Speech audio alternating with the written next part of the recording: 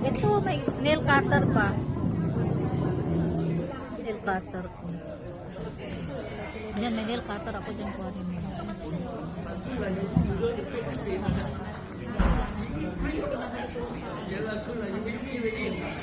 Hindi daw ito makakapag. Kasunod pag mayroon, nag-aaral.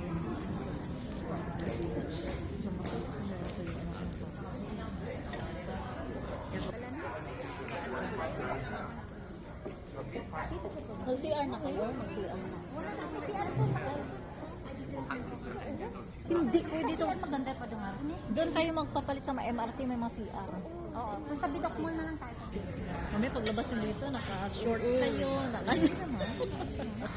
Hindi, doon na lang, Bel. Ito, MRT, CR. Kasi na pa mag-CR. Mga bangko po doon sa Manila. Mga nalang nakasya. Kasi ginabag. Siyempre, tumusunod. Ano nito? 30 pieces. Oh, dami.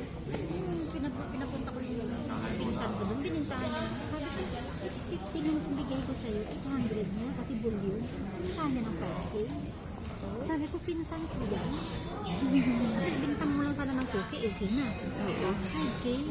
Nagustuhan ng pinsan ko. Nagtatrabaho sa Manila Post Office.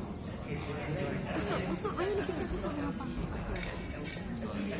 Sabi ko kay ate, sabi ko ate, ano ka nung napagpasok ko kayo ng masaya? May apartment. Ano ba ito? Sabi ko sa'yo, Tingnan ka na Uy!